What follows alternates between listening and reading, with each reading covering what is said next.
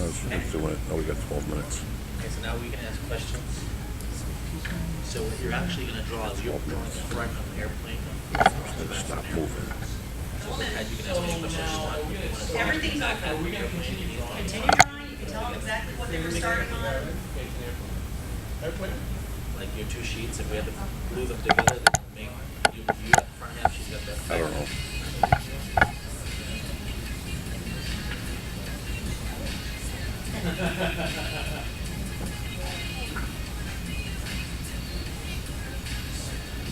Okay. So I'm gonna stop you guys right here. The exercise was you guys were drawing an airplane, okay? But the real meat of the exercise is not that you guys were drawing an airplane, it's actually about communication and teamwork. Was it easier or not, team leaders, when you finally were able to give them the end result? Was it easier when you could tell them exactly what they were drawing, exactly what the pieces of the puzzle were that they were playing, exactly how to accomplish the goal? How much did that communication mean to you? How much did it make a difference in how you guys accomplished your mission as a In team? terms of the leader, for when they give instruction to us, Yeah. I think it was What was the difference like for you guys between the two exercises? was You thought it was easy. easy? I think he asked us to draw this thing and we followed the instruction. Okay, so as a team member, it was pretty easy both ways? Or it was harder one way or the other? I think it was easy. In my case, it was easy. Okay, so you had a leader that was very easy, that was good at what he did. He was able to explain it to you guys, even if you had no idea what the concept was. You were able to follow directions and he was a good leader, right? Correct. Okay, how about you guys? How did you guys do? I feel the same way about that. It's pretty easy at college. Okay. Now, as a team leader, how did it feel when you couldn't give them any information? And all you could do was walk them through the steps, but you couldn't tell them what the end result was. They didn't know what the goal You was. need to get creative on how to communicate. Right, And you had to say a lot more. for sure, absolutely. Was it easier? Not at all, right? So basically, the point of this, communication goes both ways. It's easier when they can ask you questions and you know if you're defining everything for them. You know if your message is getting across. You can see what the end result is. It's easier for your teammates if they know what's going on. And it's certainly easier for you if you're able to kind of share that vision and be able to communicate freely, both up and downstream, right? I bet I have a not question. Just a statement? Yes, statement, because in the beginning you say don't ask questions to them. Right.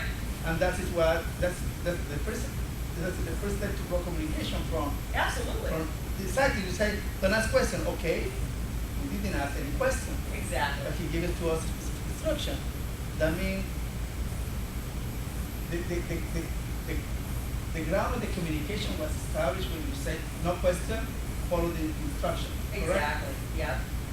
Yep. Doesn't make Yeah, sense. I mean, there is one way of managing, and that is manage my way, and that's it. It's my way or the highway. And you don't get to ask any questions. Once you're able to ask questions, though, it's really helpful if you know what the end goal is. Right. And as a team leader, you want to make sure, as the leader of your organization, that you're allowing folks to ask you questions, and that you're clear on what the goals are, and that you're describing to them what your expectations are. If everybody's unified in their thought process, it helps it out. It helps out all the end result and you guys achieving your goals as a group. And as the manager and leader and owner of your organization, you want to make sure that you're fostering that kind of creativity and that kind of communication, right? Okay, so now what we're going to do is talk a little bit. I'm going to ask you a question. Have you guys ever heard of a guy named Bruce Tuckman? I'm not trying to Alex Trebek here. I'm not going to judge you if you don't know. But Bruce Tuckman he created a concept back in 1965. Anybody know what that concept might have been? The chicken, it's not, my wife told me about him. He is the guy. I'm going to help you out But the here. hear me out, it's about the guy with the chicken. This here, chicken, I know exactly what you're talking about. This guy created, give me 1 second. Yes, he created, no, chicken soup for the soul. Chicken soup for the soul? Oh, right. No, he actually, no, that was Jack Canfield, Brian Johnson. Tracy, Mark Victor Hansen, right. But he's Right. something to do with the chicken. Bruce Tuckman actually created a team development strategy. It's a concept about team development. It's called, forming, storming, norming, and performing. Have you guys ever heard of that? I'm gonna go through it with you because it's really kind of a cool concept if you know what it is. Here's the deal. In 1965, Bruce Tuckman came up with the idea that every single team that you will ever put together and ever be a part of, whether you're the leader or one of the team members, every one of these teams is going to go through 4 phases at some point or another in the existence of these teams. Okay, so if you're aware of what these stages are, then you can actually have more control over them as a business leader. So we'll start with forming. Okay, so forming is the first one. When you first come together as a team, or you put a team together, everybody has an opportunity to kind of get to know each other. They're put into a room or they're put into an area or put onto a job where basically they have to function together. They may not know each other. They may not have any idea who's who. There's a lot of anxiety amongst the team members because they're not really sure what they're doing yet.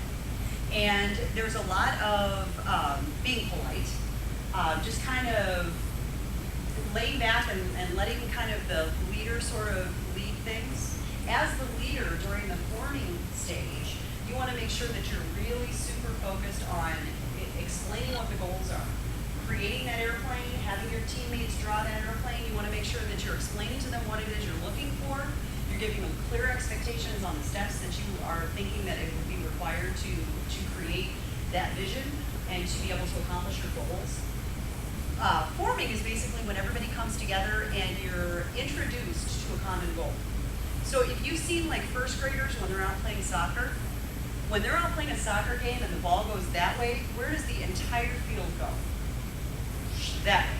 So the coach's job is to keep everybody in their places, make sure that everybody is doing what they're supposed to be doing and that somebody's over here watching the goal and somebody's making sure